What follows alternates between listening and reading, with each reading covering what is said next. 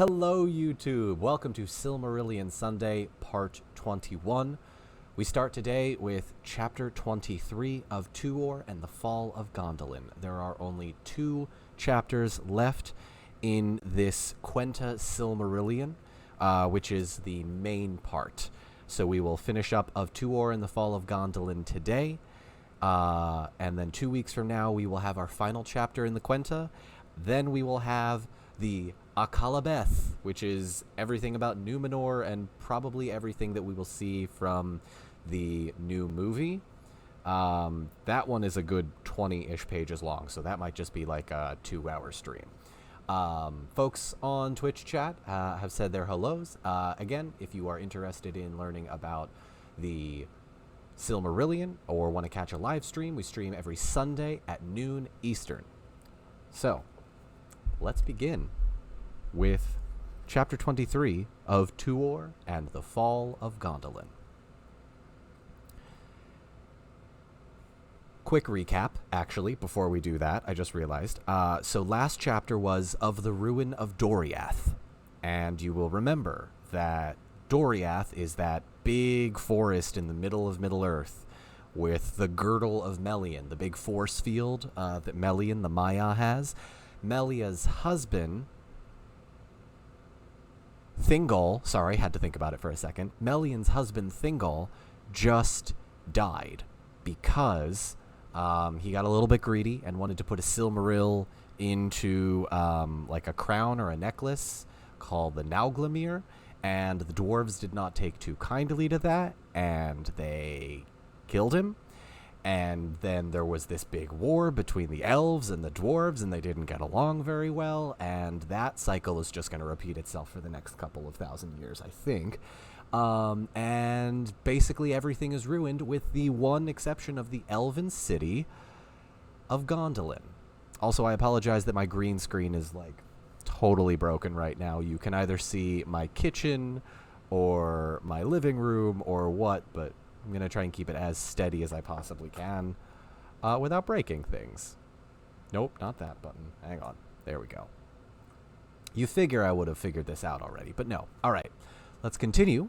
Chapter 23 of Tuor and the Fall of Gondolin. It has been told that Huor, the brother of Hurin, was slain in the Battle of Unnumbered Tears. And in the winter of that year, Rhine, his wife, bore a child in the wilds of Mithrim, and he was named Tuor, and was taken to foster by Anel of the Grey Elves, who yet lived in those hills. Now when Tuor was 16 years old, and the elves were minded to leave the caves of Androth, where they dwelt, and to make their way secretly to the haven of Sirion in the distant south. But they were assailed by orcs and Easterlings before they made good their escape. And Tuor was taken captive and enslaved by Lorgan, chief of the Easterlings of Hithlum.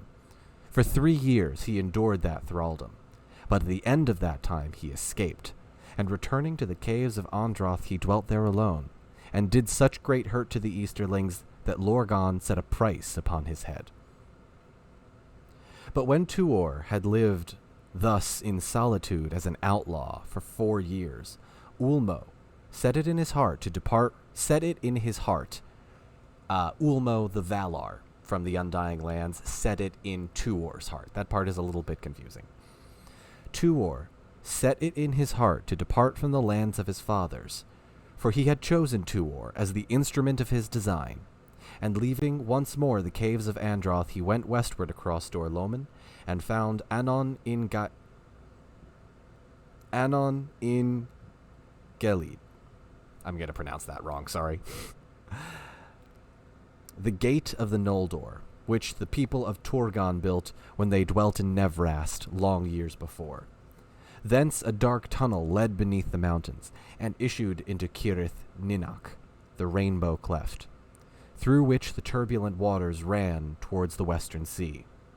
Thus it was that Tuor's flight from Hithlum was marked by neither man nor orc, and no knowledge of it came to the ears of Morgoth. A brief aside, as I pause here, there is an entire 300-page book called The Fall of Gondolin, in which Tuor, the character that we're reading about this, who is the son of Huor, brother of Horin, goes on this whole journey, and there's a lot more detail about Horin's, about Tuor's journey. If you're interested, if this chapter interests you, I do recommend picking up the Fall of Gondolin, the book. It is written a little bit more in great detail. I have read it several times. It's wonderful. The audiobook is also great as well. And I believe it's available at most local libraries or digitally on Overdrive. Sorry. Regardless, we continue. And Tuor came to Nevrast, looking upon Belagir, the great sea. He was enamored of it, and the sound of it, and the longing of it were ever in his heart and ear. And an unquiet was on him that took him at last to the depths of the realms of Ulmo. Then he dwelt in Nevrast alone, and the summer of that year passed, and the doom of Nargothrond drew near. But when the autumn came, he saw 7 great swans flying south, and he knew them for a sign that he had tarried over long. And he followed their flight along the shores of the sea. So Ulmo is sending him signs, basically. Thus he came at length to the deserted halls of Vinyamar beneath Mount Taras, and he entered in, and found there a shield and hauberk, and a sword and a helm, that Torgon had left there by the command of Ulmo long ago. This is a reference to, like, I think 10 or 15 chapters ago, because there was a thing that Ulmo did with Torgon. When Torgon created Gondolin, Ulmo, many, many chapters ago, said, hey, just in case I need to, like, send you a sign, I'm going to leave a bunch of weapons and armor here. When a person comes in that weapons and armor to your place, that's me talking to you. So listen to this person. We have finally seen that pay off. It's taken a good couple 100 years, but we got there. We got there. All right. And he arrayed himself in those arms and went down to the shore. But there came a great storm out of the west, and out of that storm Ulmo, the Lord of Waters, arose in majesty and spoke to Tuor as he stood beside the sea. And Ulmo bade him depart from that place and seek out the hidden kingdom of Gondolin. And he gave Tuor a great cloak to mantle him in shadow from the eyes of the enemy. I'm going to pause really quickly here and see if I can find it, because I have an illustrated copy of the Silmarillion that is illustrated by the one and only Ted Naismith. If you have not already, please go check out Ted Naismith's work. Absolutely gorgeous. If I remember correctly, there is an image of Tuor talking to... Yeah, here we go. So, you ready for this? Actually, I should probably make myself a little bit bigger here so I can full screen it. This. Oh, here we go. What is it? There we go. This is in my current copy of the Silmarillion. This is the illustrated copy that I own. It is gorgeous. It is gorgeous. And that, I don't necessarily think of Ulmo in that way, but it is beautiful nonetheless. Like, look at that detail. Like, the water itself is gorgeous, and then there's just this, basically, but remember how so many years ago, or so many months ago, I called Ulmo basically Poseidon? Yeah, same deal. Okay. What else is there? Are there images in here? No, I don't want to ruin that. That's a spoiler. Oh, and here's the white swans. And here are the white swans. Yeah, and there's Tuor down at the bottom.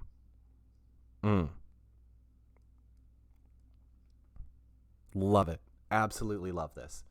Y'all, if you want to see the images, come on over to my Twitch, for those of you that are over on TikTok. I love that. I love that image so much. So as we go, I'm going to check back every once in a while and just see if I can find any photos that are relevant to the story, because It's very cool. I just love that. All right, let's continue. Sorry, I have barely gotten through 2 pages. All right, here we go. But there came a great storm out of the west, and okay, we read that part already. But in the morning, when the storm was past, Tuor came upon an elf standing beside the walls of Vinyamar, and he was Voronwe, son of Aranwe of Gondolin, who sailed in the last ship that Turgon sent into the west. Because remember, Turgon sent a bunch of elves, and they were like, hey, go west, we need the Valar's help, please ask for help, and none of them made it. Except for this guy, Voronwe. So let's see what's up with him. But when the ships returning at last out of the deep ocean foundered in the great storm within sight of the coast of Middle-earth, Ulmo took him up alone of all its mariners and cast him onto the land near Vinyamar. And learning of the command laid upon Tuor by the Lord of Waters, Voronwe was filled with wonder and did not refuse him his guidance to the hidden door of Gondolin. Therefore they set out together from that place, and as the fell winter of that year came down upon them out of the north, they went wearily eastward, under the eaves of the mountains of shadow. At length they came in their journeying to the pools of Ivrin, and looked with grief on the defilement wrought by the passage of Glaurung the dragon. But even as they gazed upon it, they saw one going northward in haste, and he was a tall man, clad in black, and bearing a black sword. But they knew not who he was, nor anything of what had befallen in the south. And he passed them, and they said no word. Psst. That was Turin. That was Turin Turambar. That was Turin Turambar. Fun fact.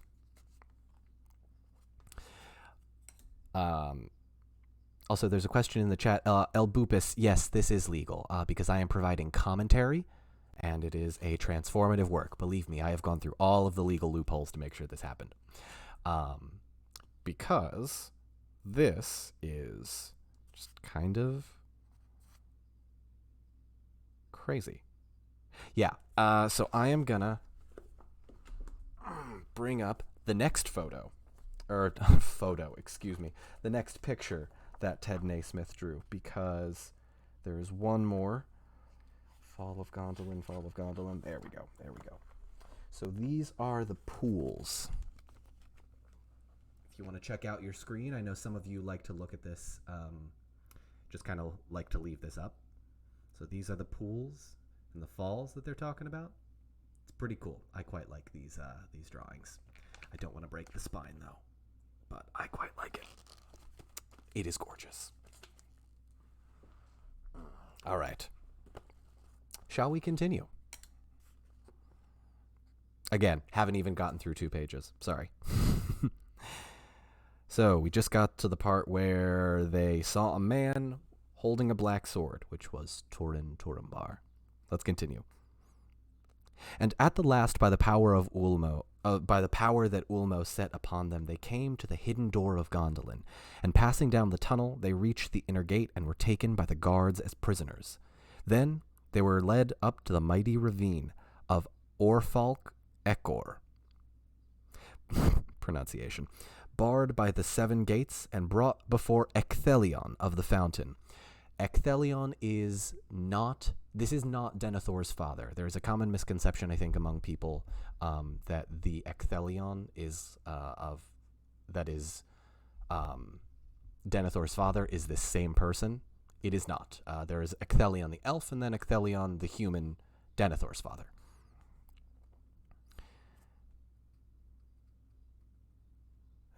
They were led up. There we go. They were led up the mighty ravine of Orfalk Ekor, barred by the 7 gates, and brought before Ecthelion of the fountain, the warden of the great gate at the end of the climbing road.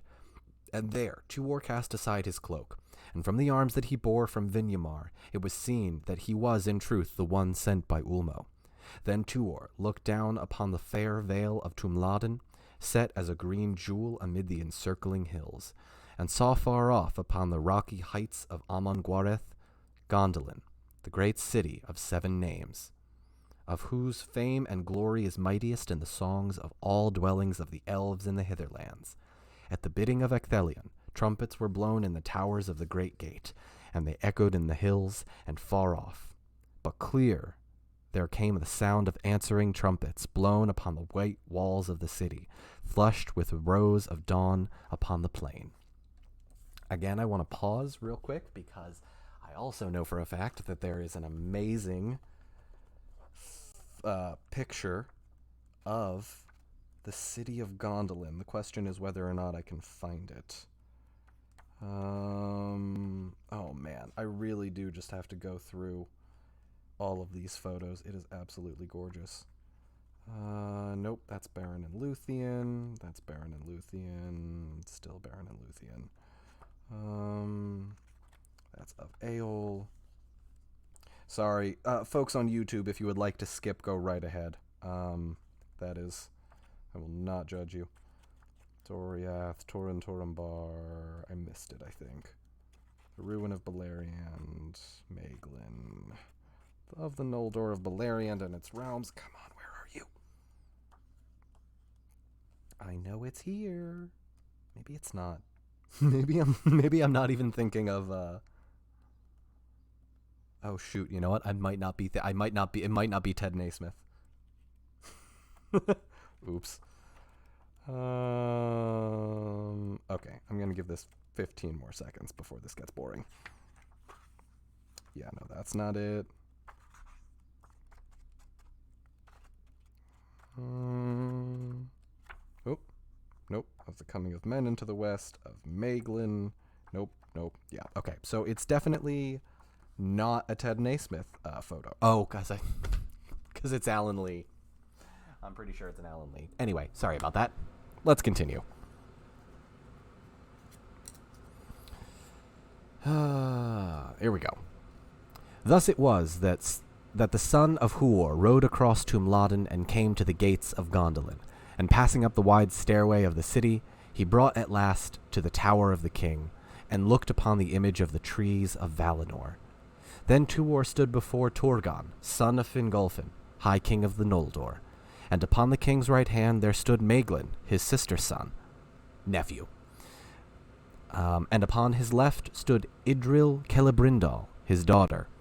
And all that heard the voice of Tuor marveled, doubting that this were in truth a man of mortal race, for his words were the words of the Lord of Waters that came to him at that hour. And he gave warning to Turgon that the curse of Mandos now hastened to its fulfillment, when all the works of the Noldor would perish, and he bade him depart and abandon the fair and mighty city that he had built, and go down Sirion to the sea. Then Turgon pondered long the counsel of Ulmo, and there came into his mind the words that were spoken to him in Vinyamar. Love not too well the work of thy hand and the device of thy heart, and remember that the true hope of the Noldor lieth in the west, and cometh from the sea. But Turgon was become proud, and Gondolin as beautiful as the memory of elven Tirion, and he trusted still in the secret and impregnable strength, though even the Valar should gainsay it. And after near Neath Arnoediad, the people of that city desired never again to mingle in the woes of elves and men without, nor to return through dread and danger into the west. Shut behind their pathless and enchanted hills, they suffered none to enter. Though he fled from Morgoth, hate pursued, and tidings of the lands beyond came to them faint and far, and they heeded them little. So basically the elves don't want to deal with it anymore. The spies of Angband sought for them in vain, and their dwelling was as a rumor, and the secret of that none could find.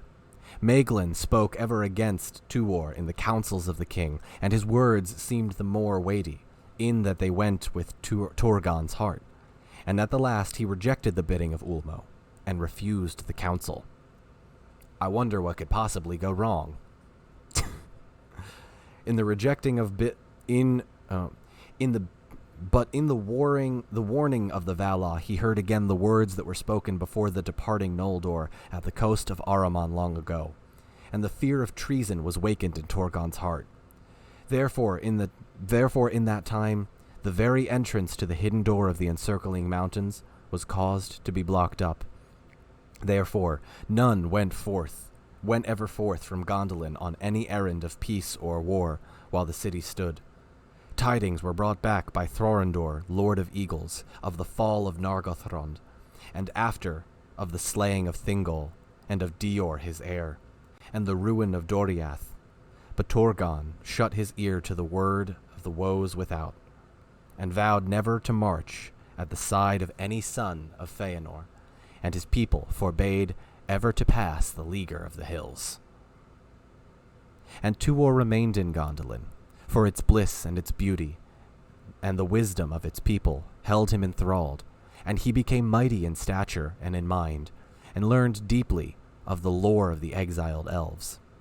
Then the heart of Idril was turned to him, and his to her, and Maeglin's secret hatred grew even greater, because, as you'll remember, probably like 2 or 3 months ago at this point, if you're keeping up with us weekly, Maeglin was Eol's son. This was the dark elf that kidnapped Torgon's sister, and she gave birth to a son, and that son is Maeglin, and Maeglin was good for a really long time, but he was really into Idril, even though they're cousins, I think. And Idril doesn't have feelings for him anymore, or I don't think ever did. And yeah, Maeglin's not terribly happy right now. Let's just say that. Then the heart of Idril was turned to him and his to hers, and Maeglin's secret hatred grew even greater, for he desired above all things to possess her.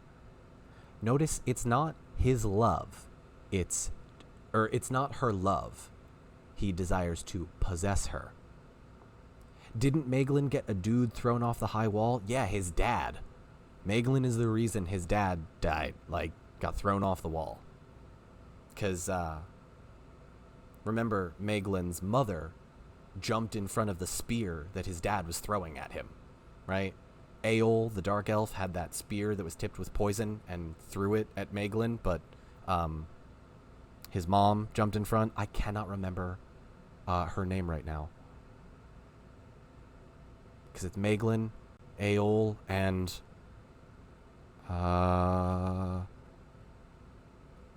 who is it?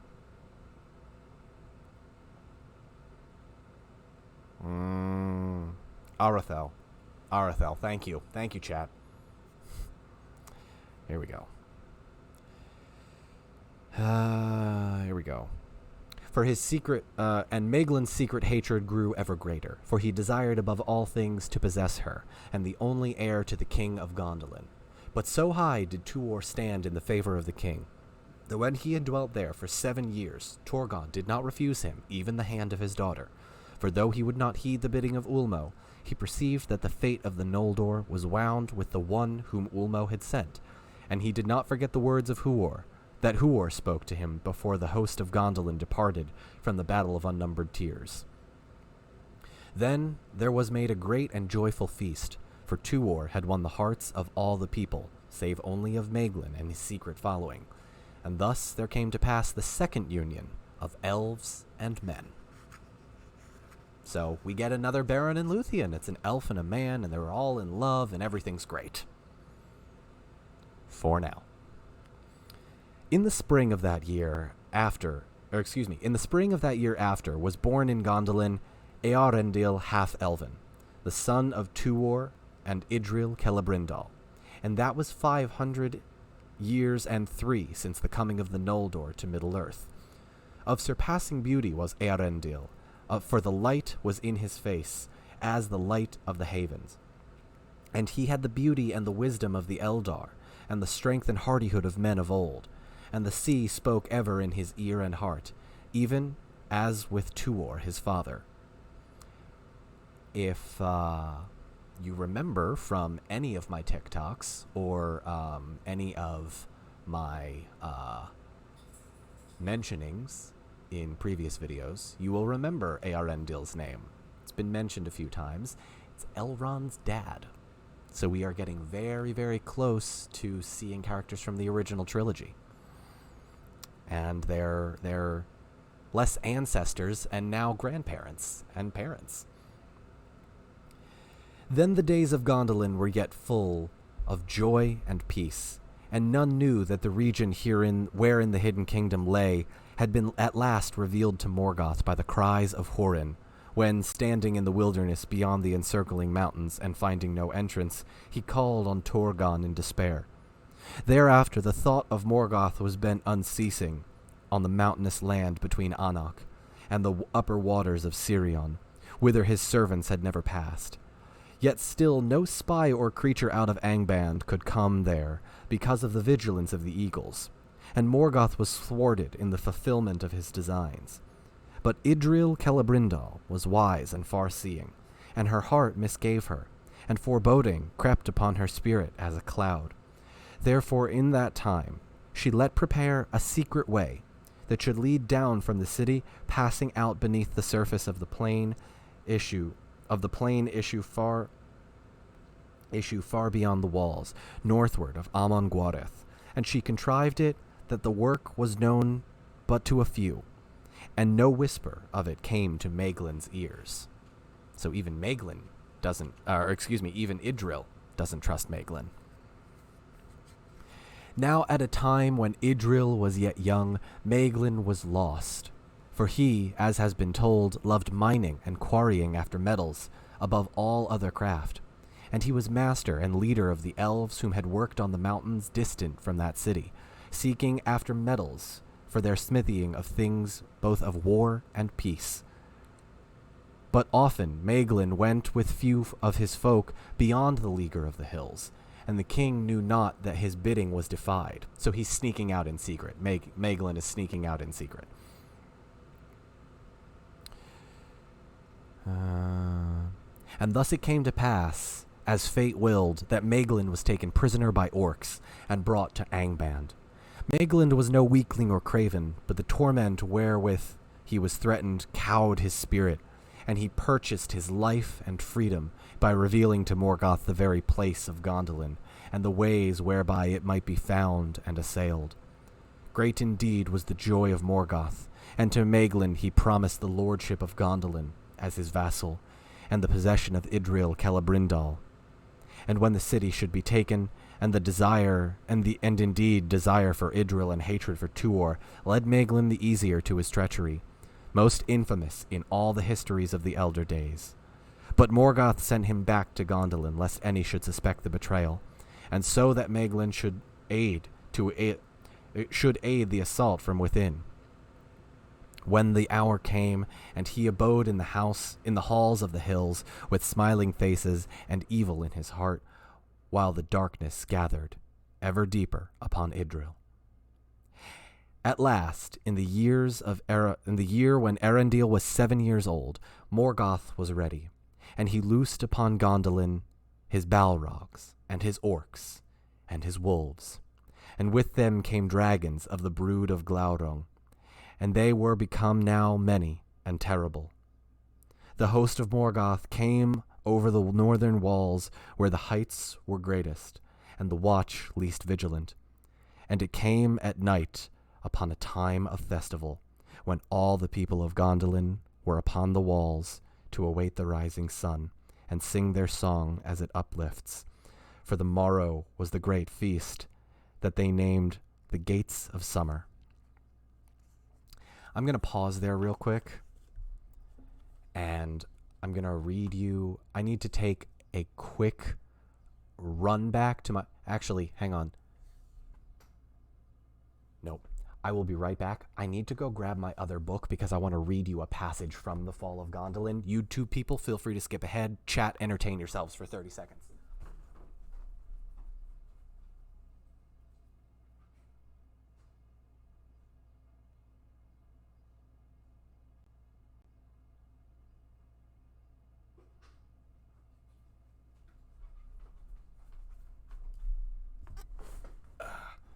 Okay, we're back. Sorry, that was definitely shorter than 30 seconds, but thank you for being patient.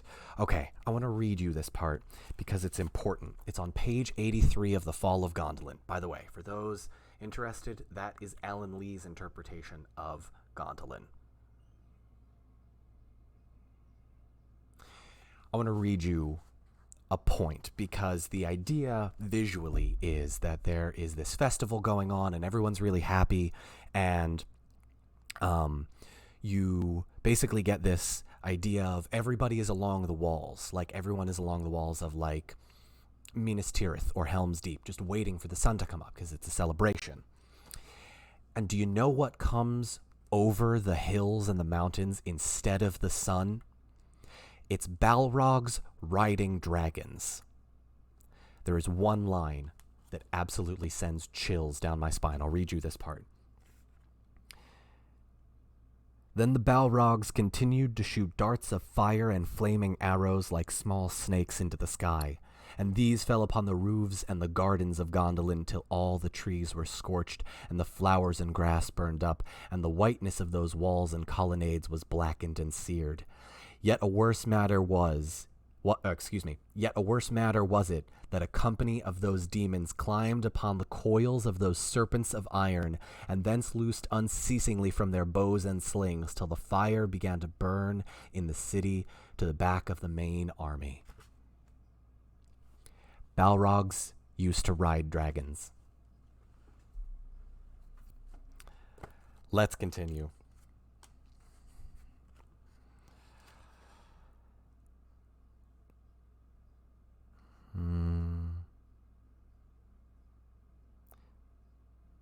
But the red light mounted the hills in the north and not the east, and there was no stay of the advance of the foe until they were beneath the very walls of Gondolin, and the city was beleaguered without hope. Of the deeds of desperate valor there done by the chieftains of the noble houses and their warriors, and not least by Tuor, much is told in the Fall of Gondolin. That book. Of the battle of Ecthelion of the Fountain with Gothmog the Lord of Balrogs in the very square of the king, where each slew each other, and the defense of the Tower of Turgon by the peoples of his household, until the tower was overthrown, and mighty was its fall, and the fall of Turgon in its ruin. Tuor sought to rescue Idril from the sack of the city, but Maeglin had laid hands on her, and on Eärendil, and Tuor fought with Maeglin on the walls, and cast him far out, and his body, as it fell, smote the rocky slopes of Amon Gwareth, thrice ere it pitched into the flames below. Then Tuor and Idril led such remnants of the people of Gondolin as they could gather in the confusion of the burning. Then Tuor and Idril led such remnant of the people of Gondolin as they could gather in the confusion of the burning, down the secret way which Idril had prepared. And of that passage the captains of Angband knew nothing, and thought not of any fugitives would take a path towards the north and the highest part of the mountains, and the nighest to Angband, basically the closest to Angband. The fumes of the burning, and the steam of the fair fountain of Gondolin withering in the flame of the dragons of the north, fell upon the vale of Tumladen in mournful mist. Thus was the escape of Tuor and his company aided, for there was still a long and open road to follow from the tunnel's mouth to the foothills of the mountains. Nonetheless they came thither, and beyond hope they climbed in woe and misery, for the high places were cold and terrible, and they had among them many that were wounded, and women and children. I'm going to pause one more time and get the photo, or again, I keep saying this, the picture of the Fall of Gondolin, because you got to think of Gondolin as just this beautiful, incomprehensibly beautiful city, and it's all on fire. If anybody wants to look at the screen right now, I know some of you use this as like a background noise or like a background reading, but if you want to look at the screen, yeah, it's all on fire. The city of Gondolin burns. Once again, I cannot recommend enough reading The Fall of Gondolin. It gives infinitely more detail about this chapter. There was a dreadful pass Cirith Toronoth, it was named, the Eagle's Cleft, where beneath the shadow of the highest peak a narrow path wound its way. On the right hand it was walled by a precipice, and on the left a dreadful fall leapt into emptiness. So it's one of those cliffs that you have to, like, scale sideline, kind of like crab shuffle. Along that narrow way their march was strung, and when they were ambushed by orcs, for Morgoth had set watchers about the encircling hills, and a Balrog was with them. Then dreadful was their plight, and hardly would they have been saved by the valor, and hardly would they have been saved by the valor of the yellow-haired Glorfindel, chief of the house of the Golden Flower of Gondolin, had not Thorondor come timely to their aid. Thorondor is the eagle, you'll remember. Many are the songs that have been sung of the duel of Glorfindel with the Balrog upon the pinnacle of rock in that high place. Fun fact, this is the same Glorfindel from the original trilogy that rescues Frodo in the books. And both fell to ruin in the abyss. But the eagle's coming stooped upon the orcs and drove them back shrieking, and all were slain or cast into the deeps. Actually, you know what? Hang on. Screw it. I'm reading to you from the Fall of Gondolin. That was half a paragraph. Half a freaking paragraph. Absolutely not. He absolutely deserves more than that. I'm gonna find it.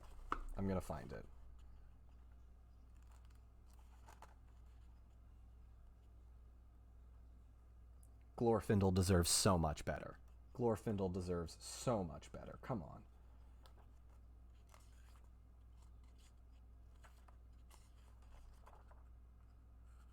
Give me a sec. Chat, entertain yourself. YouTube people, I'm sorry. I know I've been very sidetracked today, but honestly, it is so good.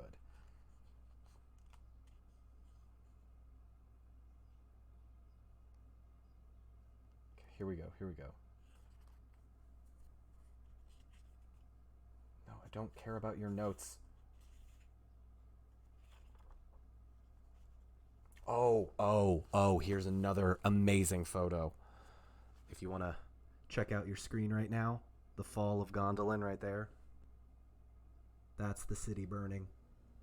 That is the city burning. There you go. Ugh. This is illustrated by Alan Lee. Okay, so hang on. Here we go. Tunnels, wolf riders. There's Earendil.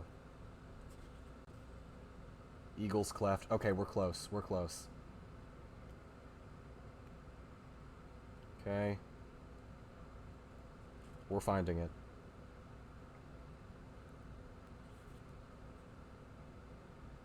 Okay, here we go. Here we go.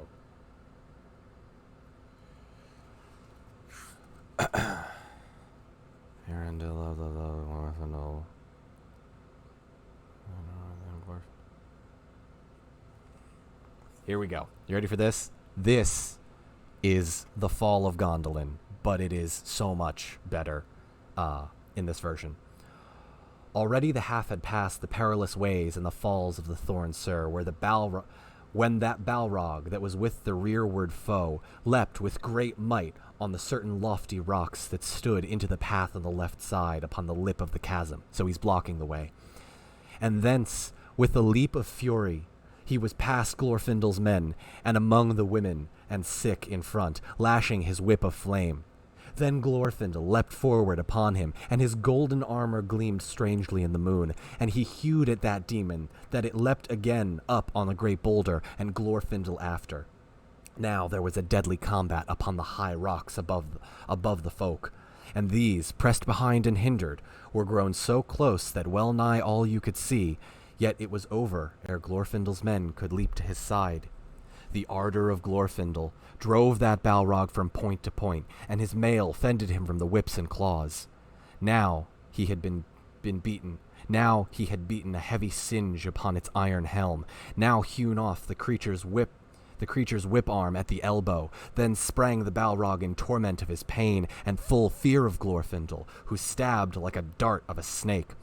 But he found only a shoulder, and was grappled, and they swayed to a fall upon the crag-top. Then Glorfindel's left hand sought a dirk, and this he thrust up, and it pierced the Balrog's belly nigh to his own face, for that demon was double his stature, and it shrieked and fell backward from the rock, and falling, clutched Glorfindel's yellow locks beneath his cap, and those twain fell into the abyss. Right? Yeah, I might read this next. We just read the first part of the Fall of Gondolin, because that's how you write. Like, right? Oh, so good. All right. That's the battle scene I wanted to read to you, because it was worth it. Okay. Okay, so we're back to this. Then Thorondor bore up Glorfindel's body out of the abyss, and they buried him on a mound of stone beside the pass, and a green turf came there, and yellow flowers bloomed upon it, amid the barrenness of stone, until the world was changed. Thus, led by Tuor, son of Huor, the remnants of Gondolin passed over the mountains, and came down to the Vale of Sirion, and fleeing southward by weary and dangerous marches, they came at length to Non Tarathen, the land of willows, for the power of Ulmo yet ran in the great river, and it was about them. There they rested a while, and were healed of their hurts and weariness. But their sorrows could not be healed, and they made a feast in memory of Gondolin, and of the elves that had perished there, the maidens, the wives, the warriors of the king, and for Glorfindel, the beloved, many songs were sang, under the willows of Non Tathrin, in the waning of the year. There Tuor made a song for Earendil his son, concerning the coming of Ulmo, the Lord of Waters, to the shores of Nevrast aforetime, and the sea-longing awoke in his heart, and in his sons also. Therefore, I don't like this part. Therefore Idril and Tuor departed from Non Tathrin and went southward down the river to the sea, and they dwelt there by the mouths of Sirion, and joined their people to the company of Elwing, Dior's daughter, that had fled thither but a little while before. And when the tidings came to Valar of the fall of Gondolin and the death of Turgon, Eregion Gil-galad, son of Fingon, was named High King of the Noldor of Middle-earth. Eregion Gil-galad, huh? Does it sound familiar? Yeah. But Morgoth thought that his triumph was fulfilled, recking little of the sons of Feanor and of their oath, which had harmed him never, and turned always to his mightiest aid, and in his black thought he laughed, regretting not the one Silmaril that he had lost, for by it, he deemed, the last shred of the people of the Eldar should vanish from Middle-earth, and trouble it no more.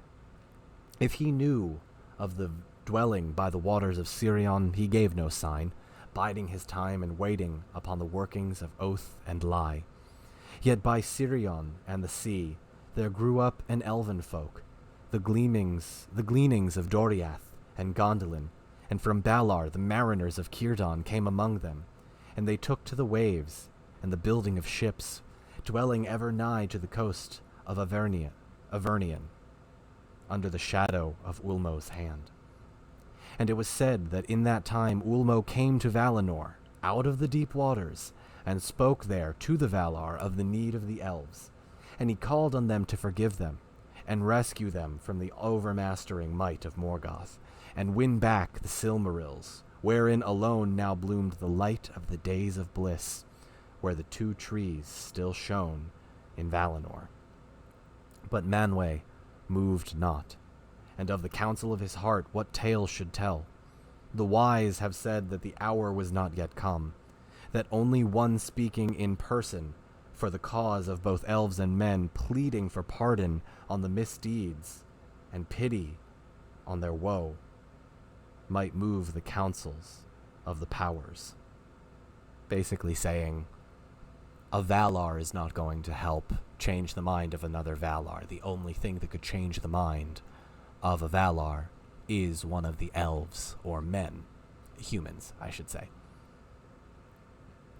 And the oath of Feanor, perhaps even Manwë could not loose, until it found its end, and the sons of Feanor relinquished the Silmarils, upon which they had laid their ruthless claim. For the light which lit the Silmarils, the Valar themselves had made. In those days, Tuor felt old age creep upon him, and even a longing for the deeps of the sea, and ever a longing for the deeps of the sea grew strong in his heart. Therefore, I hate this part too, he built a great ship, and named it Eorame, which is Sea Wing.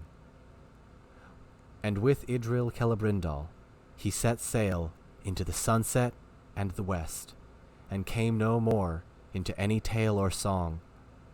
But in after days it is sung that Tuor alone of mortal men was numbered among the elder race, and was joined with the Noldor whom he loved, and his fate is sundered from the fate of men. I will pause there, and we will stop our reading for this week. Thank you all for joining me. Unfortunately, we will not have a Silmarillion Sunday next week. However, we may have a very special guest. I still need to make sure that they would be up for it, but we may have a very special guest next Sunday. Thank you, YouTube. If you are interested in catching one of those streams live, again, we stream every Sunday at noon Eastern and every Wednesday at 7 Eastern. I will be back next time on Wednesday at 7 p.m. Eastern. Can I give you a clue? Cosplay. All right. Everyone say goodbye to YouTube. Not Lauren does cosplay. We already had her on. That was a week and a half ago. Thanks, everyone. Bye, YouTube. I will see you all next time.